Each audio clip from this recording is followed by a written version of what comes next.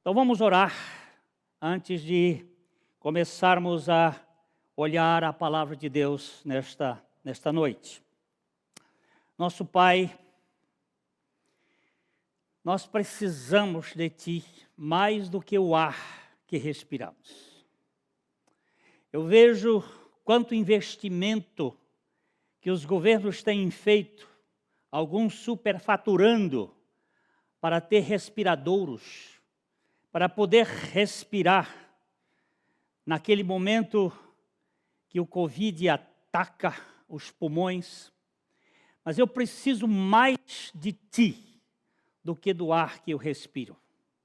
E eu rogo ao Senhor que nesta noite, por Tua graça, Tu venhas revelar a Tua palavra e o Teu Filho Jesus Cristo para aqueles a quem o Senhor tem designado desde a fundação ou antes da fundação do mundo.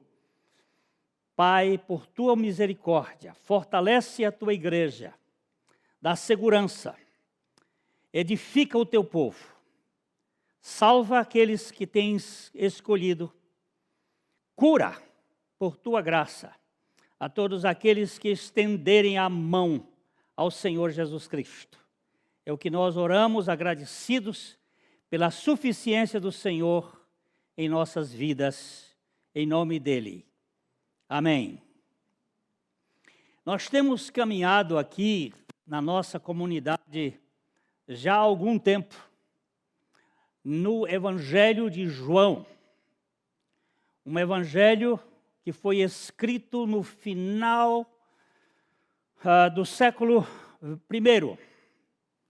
O apóstolo João é o último dos apóstolos a morrer e é o último que escreveu algum texto que veio ficar no cânon. E Apocalipse é talvez o último livro que João tenha escrito, mas pode ser que uma das cartas também. Mas o fato é que este evangelho é o evangelho do Filho de Deus. Jesus é visto ali como o Filho de Deus. Os 4 evangelhos são 4 narrativas muito preciosas. O evangelho de Mateus tinha um foco, o judeu. O evangelho de Marcos tem o foco mais voltado para os romanos. O evangelho de Lucas tem o foco para os gregos. E o evangelho de João é um evangelho universal, voltado para o mundo, tanto judeus quanto gentios. E nós estamos aqui no final de uma divisão. O livro de João pode ser dividido em 4 partes. O capítulo 1 é uma espécie de prelúdio, é uma apresentação, é uma introdução. Do capítulo 2 ao capítulo 11, nós teríamos aí o livro dos milagres, onde estão contidos os 7 milagres que testificam de Jesus como o Cristo, o Filho de Deus, para que nós pudéssemos crer nele. Aqueles milagres que nós temos estudado, aqueles sinais, os 7 sinais, que terminamos o último sinal outro domingo onde nós pregamos, e hoje nós estamos fazendo um rescaldo aqui deste último capítulo, capítulo 11, que é o final do livro, da parte do livro, dessa divisão dos livro dos milagres. Depois do 11 até o capítulo 20, nós temos aí o livro da redenção. Ele vai trabalhar com a obra da redenção, a última semana de Jesus, a grande semana, que domingo que viermos aqui falar, vamos tratar deste assunto, que é o início da grande semana, a mais espetacular semana do universo, quando o Senhor assume a obra da redenção. E o capítulo 21, que é a parte final, onde ele vai dar as suas últimas considerações. Então, aqui nos versículos 49 a 53, nós temos uma realidade que o Caifás, o sumo sacerdote naquele tempo, ele deu uma profecia e nós vamos analisar um pouco as suas palavras. Caifás, porém, um dentre eles, sumo sacerdote naquele ano, advertiu-os dizendo: Vós nada sabeis, nem considerais que vos convém que morra um só homem pelo povo e que não venha a perecer toda a nação. Ora, ele não disse isto de si mesmo, mas, sendo sumo sacerdote naquele ano, profetizou que Jesus estava para morrer pela nação, e não somente pela nação, mas também para reunir em um só corpo os filhos de Deus que andam dispersos. Desde aquele dia, resolveram matá-lo. Então, este sumo sacerdote, Caifás, ele diz: vocês não entendem coisa alguma, vocês não sabem nada, vocês são ignorantes. Ele está falando isso para o Sinédrio. O Sinédrio é o Senado, é o STF deles, era uma espécie de o colegiado mais importante de Israel, 71 pessoas. O sumo sacerdote, reunidos com aquele grupo, ele diz: vocês não entendem nada, vós nada sabeis, nem considerais que vos convém que morra um só homem pelo povo e que não venha a perecer toda a nação. E depois ele diz que não é somente pelo povo, pela nação, mas também por todos os filhos de Deus que estão espalhados pelo mundo. Todos os filhos de Deus.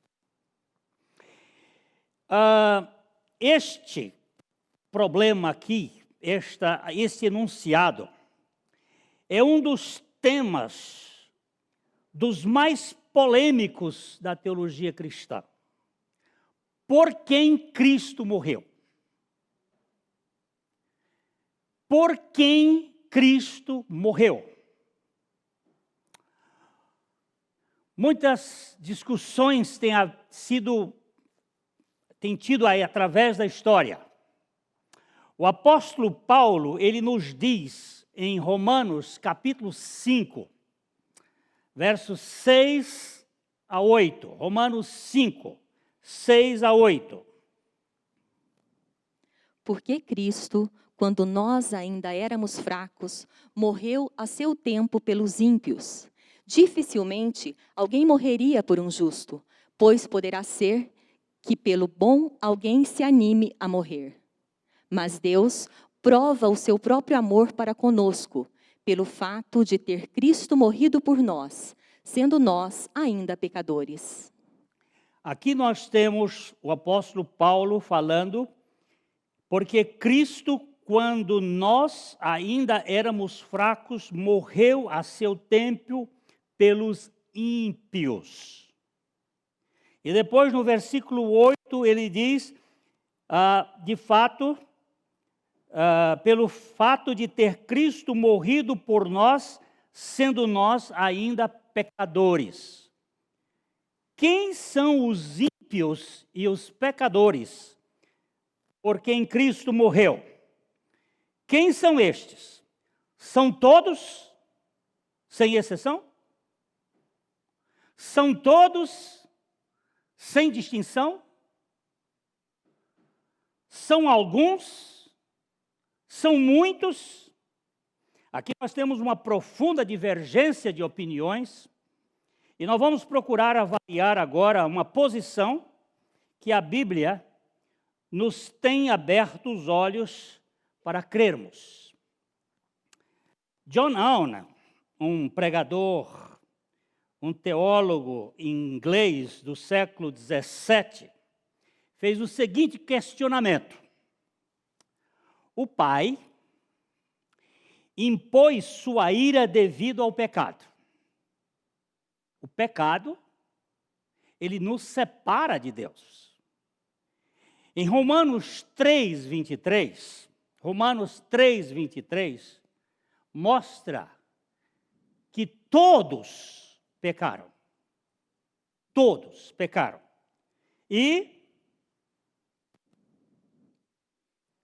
Pois todos pecaram e carecem da glória de Deus. Essa versão diz, e carecem da glória de Deus. A outra versão diz assim, e destituídos estão da glória de Deus. Quantos pecaram? Todos, sem exceção. Sem exceção. E o Filho suportou o castigo por um dos 3 motivos. Todos pecaram, e o Filho suportou o castigo do pecado por um dos 3 motivos. Primeiro, ele morreu por todos os pecados de todos os homens. Ele morreu por todos os pecados de todos os homens. Essa é uma posição. Outra posição, ele morreu por todos os pecados de alguns homens. Outra posição, ele morreu por alguns pecados de todos os homens. Essas são as 3 posições que nós encontramos dentro da teologia. Cristo morreu por todos os pecados de todas as pessoas. Primeiro. Segundo, Cristo morreu por todos os pecados de algumas pessoas. E Cristo morreu por alguns pecados de todas as pessoas. E agora? Como sair deste caso? Qual é o caso que você pode apoiar? Aí você vai definir, a sua posição vai ser importante para definir essa questão. Vamos começar pela terceira. Ele morreu por alguns pecados de todas as pessoas.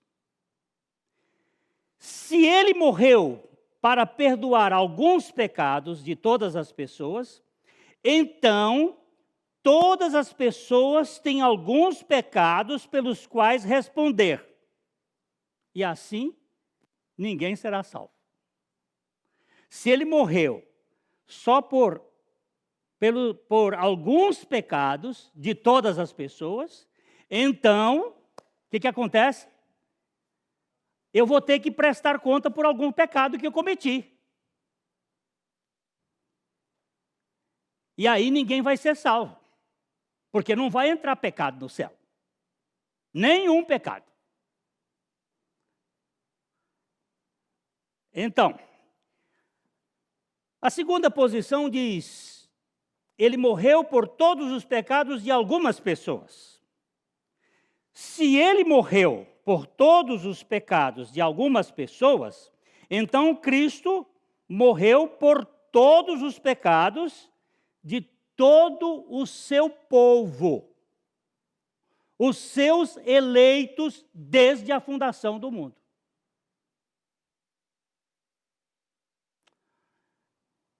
E temos então a primeira posição. Mas se ele morreu por todos os pecados de todas as pessoas,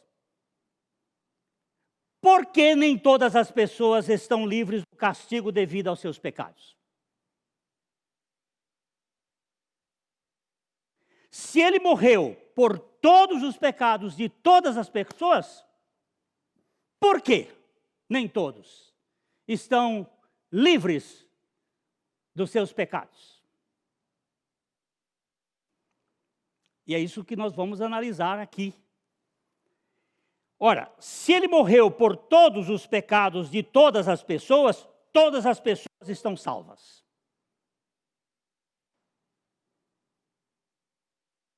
Se ele morreu por todos os pecados de todas as pessoas estarão salvas.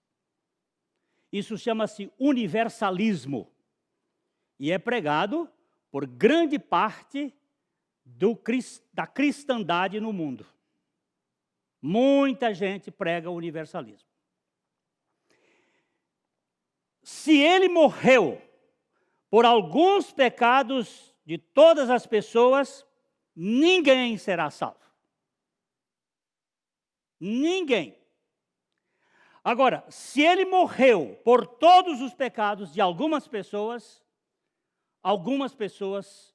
são salvas. Você é salvo? Opa! Você é salvo? Então, Cristo morreu por você. Cristo morreu por você. Se Cristo morreu por todos os pecados de todas as pessoas, por que nem todas as pessoas são salvas? Por que muitos o rejeitam? Você pode responder, por causa da incredulidade. Porque essas pessoas não creram. Eles não creram. Ok? Então eu pergunto, esta incredulidade é pecado ou não? É pecado ou não? Me responda. É pecado. E ele morreu pelo pecado da incredulidade?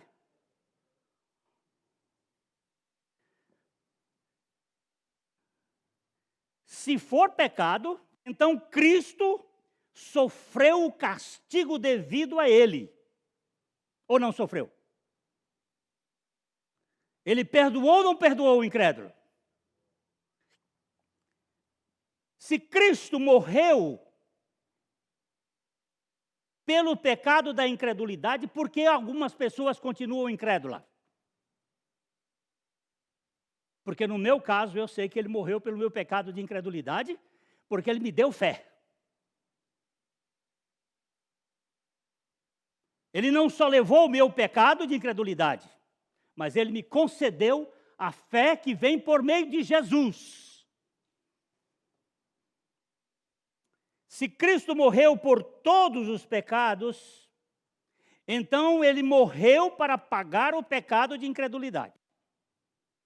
E se ele sofreu pelo pecado de incredulidade, se ele morreu, então eu posso crer que ele morreu para me dar a vida eterna.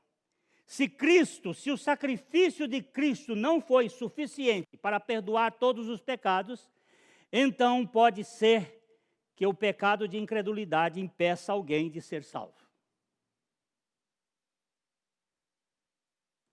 Contudo, se o sacrifício de Cristo foi eficiente, suficiente e eficaz para redimir todos de todos os seus pecados, então o pecado de incredulidade também foi tratado no sacrifício de Cristo na cruz.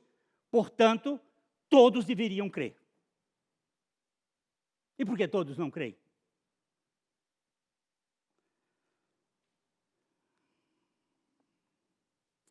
Neste caso, todos estão salvos, se Cristo morreu por todos.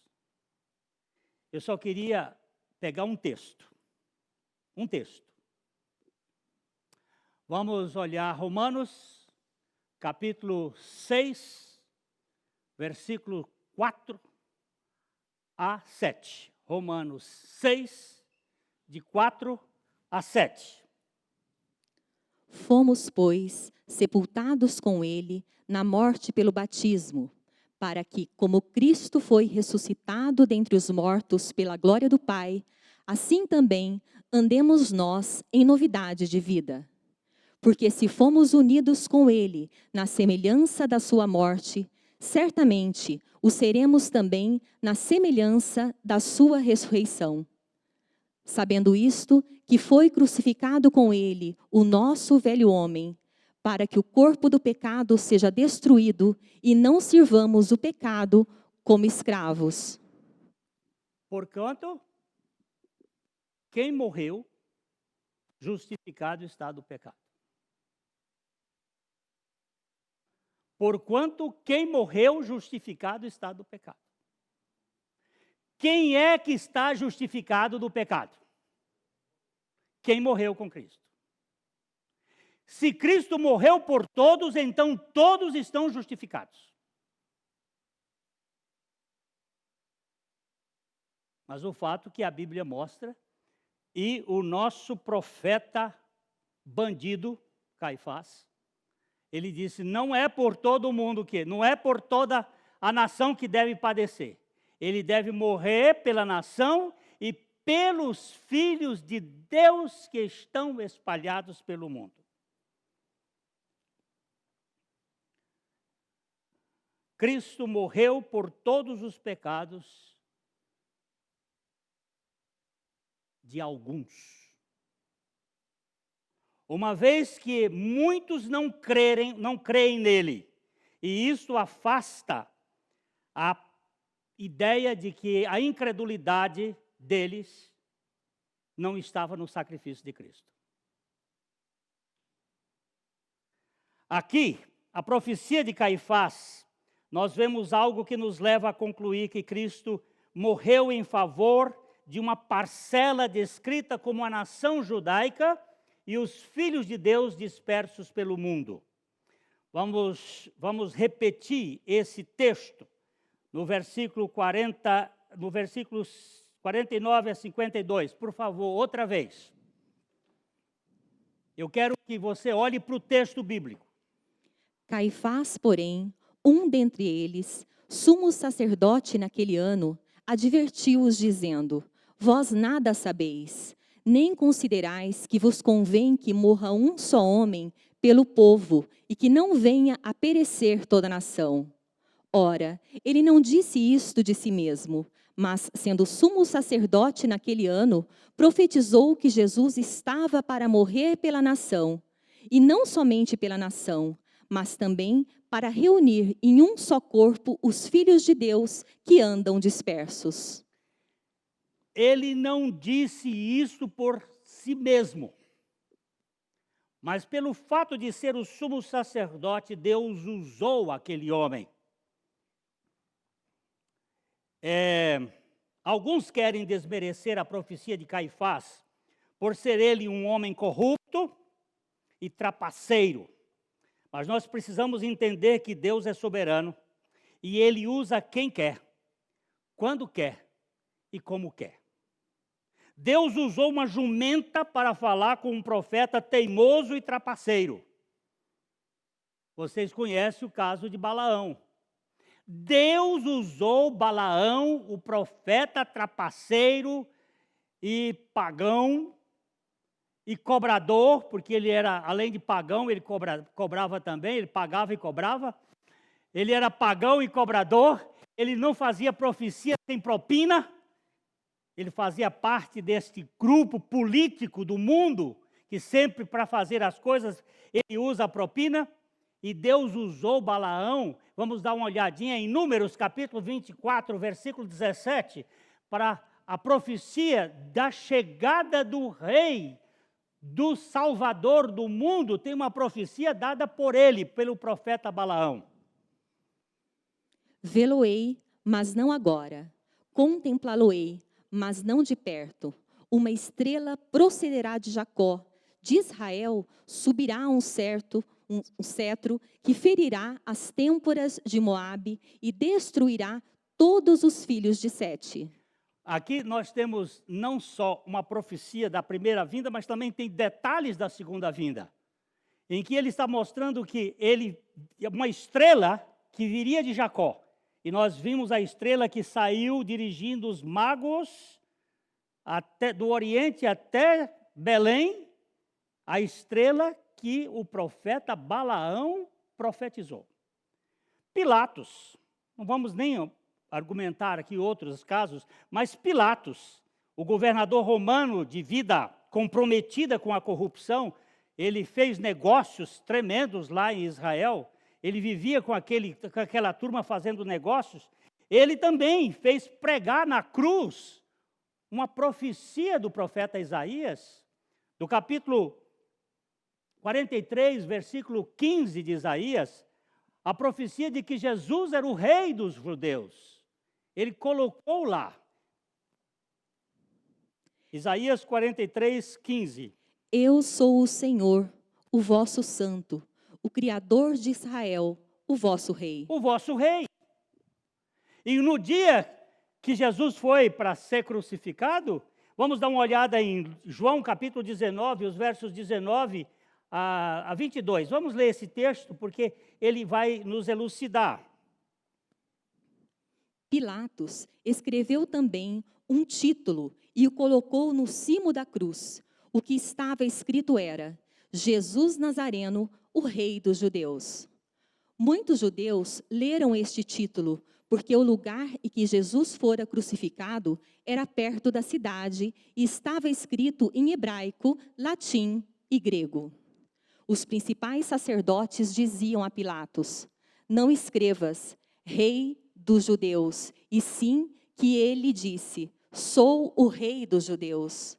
Respondeu Pilatos: o que escrevi, escrevi. Ele mandou escrever Jesus, o Rei dos Judeus, em hebraico, em latim e em grego. Na língua deles, dos judeus, na língua oficial, na língua da religião, na língua do governo, na língua latina do império e na língua dos filósofos. O texto Jesus Nazareno, o Rei dos Judeus. Pilatos foi usado para mostrar ao mundo, e quando eles disseram, não diga isso, disse que foi ele que disse. E ele usou uma expressão que no grego é rogégrafagégrafei. O que eu escrevi tem lei, é lei, não pode voltar atrás. Está escrito. Deus usa lábios impuros para falar a sua palavra. Este sacerdote indigno, egoísta, incrédulo, inescrupuloso e cruel, os seus lábios foram usados para que inconscientemente ele desse as palavras que proclamam a gloriosa verdade central do cristianismo, que Cristo morreu em favor da nação e em favor dos filhos de Deus que estão dispersos pelo mundo. Cristo morreu por mim e por você. O meu grupo aqui está afiado. Cristo morreu por mim. Morreu por você? Eu não sei como é que você está dizendo aí na sua casa, mas este fato eu posso dizer de todo o coração. Cristo morreu pelos ímpios. Cristo morreu pelos pecadores. Eu nasci ímpio, porque a Bíblia diz que alienam-se os ímpios desde a madre. Andam errados desde que nasceram proferindo mentiras. Eu nasci ímpio e pecador. E se hoje creio, é porque Cristo morreu pelos meus pecados todos, inclusive o meu pecado de incredulidade. Por isso eu posso crer, porque Ele cobriu com a sua justiça o meu pecado, e eu posso crer nesta salvação de Deus. A salvação de Deus não é uma solução para um acidente na história do ser humano, mas é algo que foi planejado antes da fundação do mundo. Vamos para Efésios, capítulo 1, os versos 3 a 6. Efésios 1, de 3 a 6. Por favor, olhe o texto bíblico. Bendito Deus e Pai de nosso Senhor Jesus Cristo, que nos tem abençoado com toda sorte de bênção espiritual nas regiões celestiais em Cristo, assim como nos escolheu nele antes da fundação do mundo, para sermos santos e irrepreensíveis perante ele, e em amor nos predestinou para ele, para a adoção de filhos por meio de Jesus Cristo, segundo o beneplácito de sua vontade. Aleluia!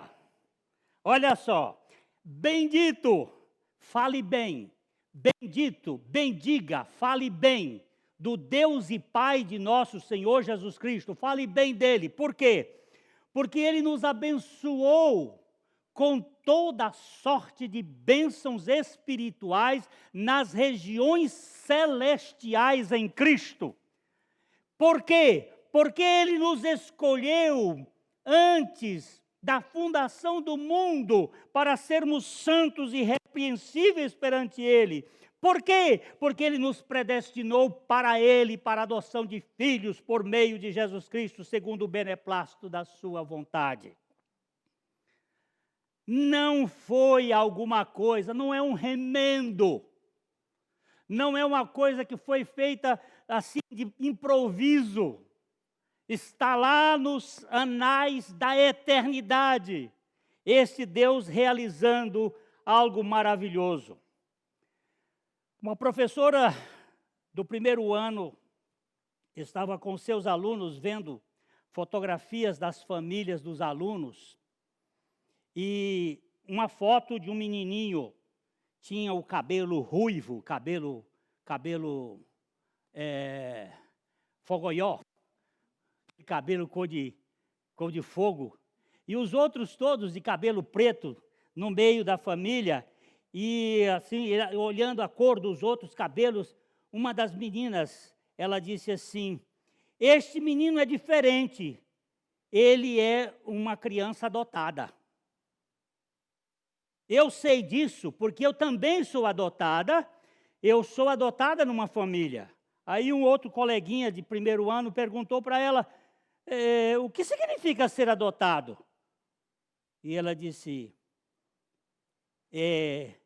significa que você cresceu no coração da sua mãe em vez de crescer na barriga dela.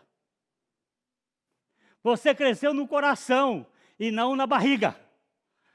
Antes da cruz, Deus providenciou para o seu povo. No seu coração, lá nas suas entranhas celestiais, Ele providenciou um tratamento para os seus filhos. Não se trata de um remendo, mas de algo eterno. Eu sou um filho de Deus de eternidade a eternidade. Erich Sauer, um grande teólogo alemão do século passado, escreveu um livro neste sentido, de eternidade a eternidade. Deus não perde no meio da história.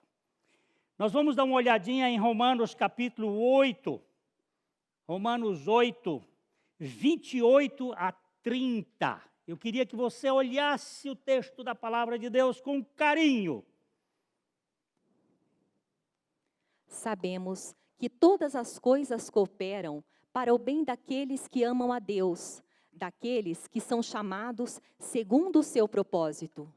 Porquanto, aos que de antemão conheceu, também os predestinou para serem conformes à imagem de seu Filho, a fim de que ele seja o primogênito entre muitos irmãos. E aos que predestinou, a esses também chamou. E aos que chamou, a esses também justificou. E aos que justificou, a esses também glorificou. Agora eu quero que você tire esse nó daqui. Sabemos que todas as coisas cooperam ou contribuem para o bem daqueles que amam a Deus. Quem é que ama a Deus? Aqueles que foram amados por Deus. Porque nós o amamos porque Ele nos amou primeiro. Se hoje eu o amo, é porque Deus me amou. E Ele diz, daqueles que são chamados segundo o seu propósito. Não segundo os seus propósitos, porque Deus não tem propósitos. Deus tem propósito. Um só propósito. Esse propósito é o decreto eterno de Deus de nos fazer filhos dele, por meio de Jesus Cristo. E aqui é muito claro, porquanto aos que de antemão conheceu, também os predestinou para serem conformes à imagem do seu Filho, a fim de que ele seja o primeiro, o primogênito entre muitos irmãos. E aos que predestinou, também a estes chamou. E aos que chamou, a esses também justificou. E aos que justificou, a esses também glorificou. Ficou faltando um pedaço aqui. Ele nos elegeu, Ele nos chamou, Ele nos predestinou, Ele nos justificou e Ele glorificou. E a santificação fica onde? É que todos estes aqui antes citados são monérgicos. O que significa monérgico? Deus fez sozinho. Mas na santificação é sinérgico. O que significa isso? Que Deus faz e eu respondo, e eu correspondo. A santificação é um parênteses entre a justificação e a glorificação. Neste meio, existe uma ação divina e uma reação dos seus filhos. Isto gera um comprometimento, um compromisso, em que você que é filho corresponde à ação divina na sua vida. É maravilhoso. O Senhor Jesus morreu para salvar o seu povo dos seus pecados. Vamos dar uma olhadinha em Mateus capítulo 1, versículo 21. Aliás, a única coisa que José entrou no nascimento de Jesus, foi no registro de nascimento dele. Foi José quem deu esse nome, porque o anjo de Deus, no sonho que ele teve, disse para ele qual era o nome desse menino que ia nascer. E o que significa este nome desse menino que José deu a Jesus. Mateus capítulo 1, verso 21. Ela dará à luz um filho, e lhe porás o nome de Jesus, porque ele salvará o seu povo dos pecados deles. Uau! Salvará quem? O seu povo. Quem é o povo de Deus? Todo mundo. Maurício hoje falou aqui, quando ele era menor, quando ele era antes, ele achava que todo mundo era filho de Deus, não é isso? Todo mundo é filho de Deus. Essa é a generalidade, todo mundo é filho de Deus. Não, todo mundo é criatura divina. Deus criou a todos. Mas em razão do pecado, filhos de Deus são aqueles que creem no Filho. E para crer no Filho, é preciso que o Espírito Santo o convença do pecado, da justiça, do juízo. Do pecado, porque não creem em Cristo. Se o Espírito Santo não convencer, como é que você crê? Hein, dona Maria Helena? Como é que você crê se o Espírito Santo não convencer? E como é que o Espírito Santo vai convencer? Por meio da pregação da palavra. Porque a fé vem pelo ouvir e ouvir da palavra.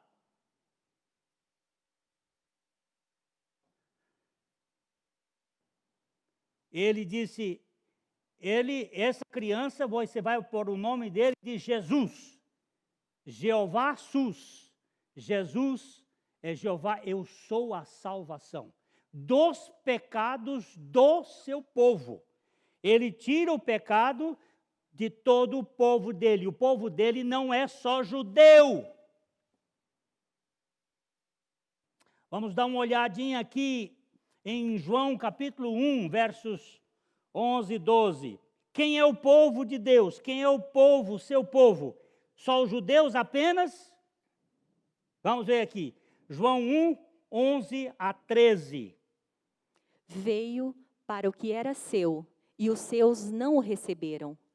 Mas a todos quanto receberam, deu-lhes o poder de serem feitos filhos de Deus, a saber, aos que creem no seu nome, os quais não nasceram do sangue, nem da vontade da carne, nem da vontade do homem, mas de Deus. Prestou atenção? Veio para o que era seu. Quem eram os seus aí, Josué? Veio para o que era seus, mas os seus não receberam. Que seus era este? Seriam os judeus? Alguns acham que sim. Seriam as suas criaturas? Outros também acham. Mas veio para o que era seus e os seus não o receberam. Mas, todavia, porém, contudo, entretanto, todos quantos o receberam, não é aceitaram, é receberam. Ah, você fica rachando cabelo, aceitar e receber a mesma coisa. Não é. Esses políticos todos que estão aí recebem propina. Não, eles aceitam propina. Quem recebe esmola é mendigo. Mendigo não aceita esmola, recebe, porque ele tem que viver com a esmola. Se não der esmola, ele morre. Receber é passivo, aceitar é ativo. Eu posso rejeitar. E diante desta graça, o Filho de Deus não tem como rejeitar. A graça é irresistível. E ele aqui veio para o que era seus e os seus não receberam. Mas quantos? Todos. Quantos o receberam? Deu-lhes a autoridade, a exousia no grego. O Marquinhos gosta muito, deu-lhes o prazer, aquela condição, aquela alegria. Eu sou filho do coração de Deus. Não sou filho da geração, mas o filho do amor de Deus eterno. Deu-lhes a condição de serem feitos filhos de Deus, a saber, aos que creem no seu nome. E aí ele usa 3 categorias, os quais não nasceram do sangue, nem da vontade da carne, nem da vontade do varão, mas de Deus. Do sangue com consanguineidade. Não é uma questão de raça. Não é porque é judeu que é filho de Deus. Não é por uma questão de instinto. A vontade da carne é instintiva. Nem é da vontade do varão a volição pessoal. Mas a minha vontade, que era inimiga de Deus. Eu estava escravo com a minha vontade ao pecado. Agora, pela graça de Deus, Ele me convenceu que é isso que o Espírito Santo faz. E eu crio no Senhor Jesus Cristo, pela graça de Deus, por causa de Deus, pela vontade de Deus. É muito claro. É muito claro. Eu tenho pregado por muitos lugares e muitas vezes encontro pessoas que dizem: isto não é para mim. Eu não quero isto. Perfeitamente. Não é para ninguém se o Espírito Santo não convencer. Mas tenho visto também pessoas que, depois que se debatem por algum tempo, vem a operação do Espírito Santo e o convence do pecado e ele crê no Senhor Jesus Cristo. Jesus veio buscar as suas ovelhas entre os judeus, bem como no mundo. João capítulo 10, versículo 16. Ele veio buscar não só as ovelhas do aprisco de Israel, mas também as ovelhas do aprisco do mundo, estes filhos de Deus que estão espalhados pelo mundo. João 10, 16. Ainda tenho outras ovelhas, não deste aprisco. A mim me convém conduzi-las. Elas ouvirão a minha voz. Então haverá um rebanho e um pastor. Você viu? Eu não só tenho ovelhas aqui em Israel, não. Aqui em Israel tem um bocado de bode, mas eu tenho as minhas ovelhas. E eu vim buscar as minhas ovelhas. Mas eu não vim buscar só as minhas de Israel. Eu vim buscar as minhas ovelhas que estão espalhadas pelo mundo.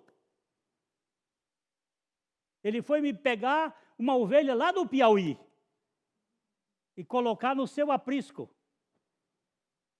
É a sua graça. Não foi a minha vontade que eu o quis. Eu não o quereria se ele não tivesse me querido. Tem uma aqui no nosso grupo de homens, nós temos um texto de um cristão, lá do primeiro século, que ele diz assim: tu não tens obrigação de me querer, nem eu tenho condições de te querer. Mas se tu me quiseres, porque tu queres me querer, então tu me levas a te querer com o mesmo querer que tu me queres. Porém, se tu não me quiseres, eu não posso te querer, pois a minha vontade, pervertida pelo pecado, nunca te quererá sem que tu me queiras. Antes, converte o meu querer para que eu te queira com o mesmo querer que tu me queres. Você acha coisa melhor do que isso? Ele me conquistou, ele me convenceu, ele me fez querer o que eu não queria antes.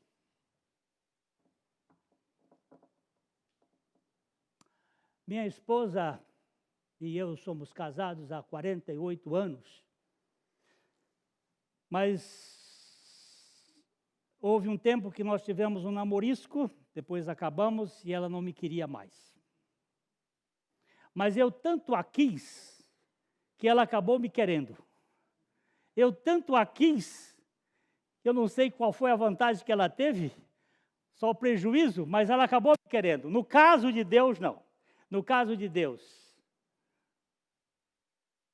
só ele teve prejuízo, mas ele não teve prejuízo, porque ele pagou todo o prejuízo para ter uma família com gente que tenha o caráter do seu filho.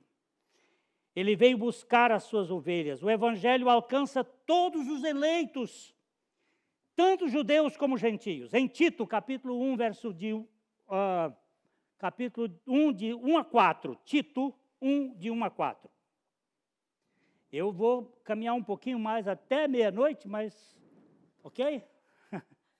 Paulo, servo de Deus e apóstolo de Jesus Cristo, para promover a fé que é dos eleitos de Deus e o pleno conhecimento da verdade segundo a piedade, na esperança da vida eterna que o Deus que não pode mentir prometeu antes dos tempos eternos. E em tempos devidos manifestou a sua palavra mediante a pregação que me foi confiada por mandato de Deus, nosso Salvador. A Tito, verdadeiro filho, segundo a fé comum, graça e paz da parte de Deus Pai e de Cristo Jesus, nosso Salvador. Oi, coisa linda! Olha aqui, Paulo, servo e apóstolo de Jesus Cristo, para promover a fé que é dos eleitos. Dos eleitos de Deus, dos escolhidos de Deus. E o pleno conhecimento da verdade, segundo a piedade, na esperança da vida eterna, que Deus, que não pode mentir, prometeu antes dos tempos eternos, antes da eternidade, quando Ele nos escolheu. E em tempos devidos manifestou a sua palavra, mediante a pregação que me foi confiada. E Paulo era um judeu, e ele está falando como judeu, me foi confiada por mandamento de Deus, nosso Salvador, a Tito. Tito não era judeu, Tito era gentio. Tanto judeus quanto gentios. A Tito, verdadeiro filho segundo a fé comum, tanto de judeu como de gentio, a fé comum, por meio de Jesus Cristo. Graça e paz. Oh, coisa maravilhosa! Cristo entregou-se por sua igreja. Cristo veio para salvar e resgatar a sua noiva, a sua igreja. Vamos dar uma olhadinha mais aqui, eu ainda tenho uns minutinhos. Vamos lá. Efésios capítulo 2, Efésios 5, 24 a 27. Efésios 5. Como, porém, a igreja está sujeita a Cristo, assim também as mulheres sejam em tudo submissas ao seu marido. Maridos, amai vossa mulher, como também Cristo amou a igreja e a si mesmo se entregou por ela, para que a santificasse, tendo-a purificado por meio da lavagem de água pela palavra, para a apresentar a si mesmo igreja gloriosa, sem mácula, nem ruga, nem coisa semelhante, porém santa e sem defeito. Olha só, presta atenção. Olha só, maridos... Não, verso 24.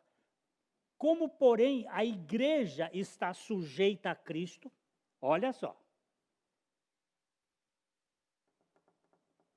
Dona Françoise, assim como a igreja está sujeita a Cristo, Dona Françoise seja sujeita ao Paulo. Ó? Olha a comparação aqui. Como a igreja está sujeita a Cristo, assim também as mulheres sejam em tudo submissas aos seus maridos. Maridos, agora o negócio aperta. Maridos, amai vossa esposa, vossa mulher, como também Cristo amou. Agora pegou. Submissão aqui é café pequeno. O negócio aqui é amar como Cristo amou a sua igreja, como Cristo amou a igreja e a si mesmo se entregou por ela. Cristo morreu pela igreja para a santificar, para a purificar por meio da lavagem da palavra, para apresentar a si mesmo. Apresentar a igreja a si mesmo, não é apresentar a igreja para o mundo. Para apresentar a igreja a si mesmo. Sem mácula, sem sujeira, sem ruga, sem botox, sem coisa semelhante, porém santa e sem defeito. Ele deu a sua vida pelo seu povo, pela sua igreja, pelos seus eleitos, e ele purifica totalmente. Eu tenho mais uma renca de textos aqui. O povo já está ali querendo me expulsar daqui. Eu vou terminar. Eu estou vendo todo mundo ali já se preparando, mas eu vou tocar um pouquinho só para uma conclusão. Gente, por favor.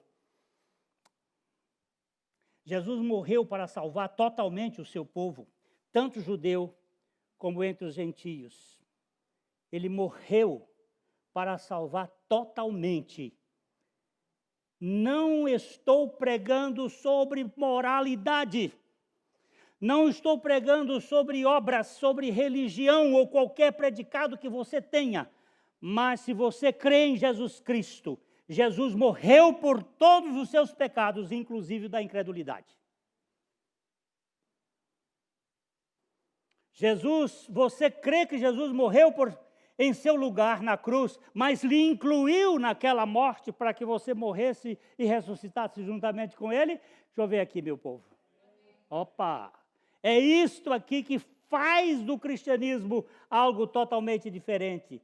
Então, se você crê assim, crê na morte e ressurreição de Jesus como sendo sua morte e ressurreição, você é um filho de Deus. Foi por você que Jesus Cristo morreu. Mas, se ainda não percebe o Espírito Santo testificando com o seu Espírito, porque a Bíblia diz que o Espírito testifica com o meu espírito que eu sou filho de Deus, que nós somos filhos de Deus. Se você ainda não tem isso, então receba Jesus. Receba Jesus como Salvador e Senhor da sua vida. O Senhor está voltando. Eu tenho uma pequena história aqui para ler. Um regresso. Essa história é contada como verídica.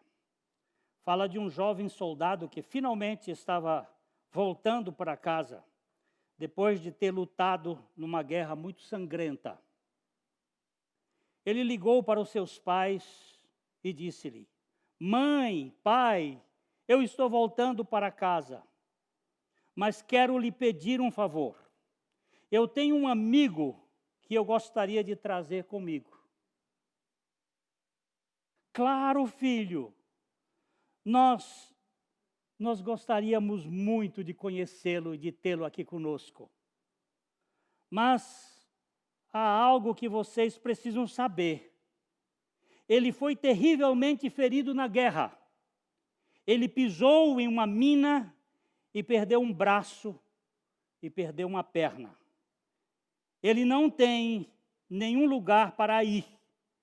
E por isso eu quero que ele venha morar conosco. Puxa, filho, não é fácil cuidar de uma pessoa com tantas dificuldades assim. Mas traga-o com você. Nós vamos ajudá-lo a encontrar um lugar para ele. Não, mãe e pai, eu quero que ele venha morar conosco. Que ele venha morar em nossa família. Filho, nós não podemos assumir um compromisso tão grande assim. Ele não seria feliz morando aqui conosco. E nós perderíamos um pouco de nossa liberdade. Vamos achar um lugar que cuide dele bem. Está certo, pai. O senhor tem toda a razão. Alguns dias depois, no entanto, eles receberam um telefonema da polícia. O filho deles havia cometido suicídio num hotelzinho de beira da estrada, numa cidade vizinha, bem perto deles. Quando eles foram fazer o reconhecimento do corpo, descobriram que o amigo do qual ele falara era ele mesmo, que havia sido gravemente ferido na guerra e esconderam o fato de seus pais, com medo de não ser aceito por eles. Isso pode acontecer com os homens, mas isso não pode acontecer com Deus. Ele me pegou totalmente aleijado emocionalmente, espiritualmente, morto. E ele me acolheu. E ele me aceitou. Venha como você está. Venha com todas as suas mazelas e com todos os seus fracassos, pois o Senhor morreu por você, que crê no Senhor Jesus Cristo. Receba-o pela fé. Fé na palavra dele. Arrependa-se de sua autoconfiança, de sua autoestima, do seu autoengano. Arrependa-se de si mesmo e dos seus feitos que não têm sido bons. E confie de todo o coração na suficiência de Jesus Cristo. Ele é o único que nos aceita. Nós o recebemos. Arrependa-se de si mesmo. Maranata, ora vem, Senhor Jesus. E nós o esperamos com toda alegria, porque somos o teu povo, as tuas ovelhas, alcançadas pela tua graça. Amém. Que Deus nos mantenha firmes, com os olhos fitos na suficiência do Senhor Jesus. A Livraria PIB Londrina procura selecionar cuidadosamente seus títulos e autores a fim de oferecer um conteúdo alinhado com o Evangelho de Jesus Cristo. Bíblias, livros de teologia, devocionais, literatura infantil, biografias, comentários bíblicos e muito mais. Dispomos também de um acervo de CDs e DVDs das mais de 5.000 mensagens ministradas na Primeira Igreja Batista em Londrina. Visite a Livraria PIB Londrina e conheça ainda mais. Livraria PIB Londrina, de segunda a sexta, das 13h30 às 18h. Endereço na Avenida Paraná, 76A, próximo ao Calçadão, bem no centro de Londrina. Ligue para 3372-8921 ou acesse o site www.livrariapiblondrina.com.br.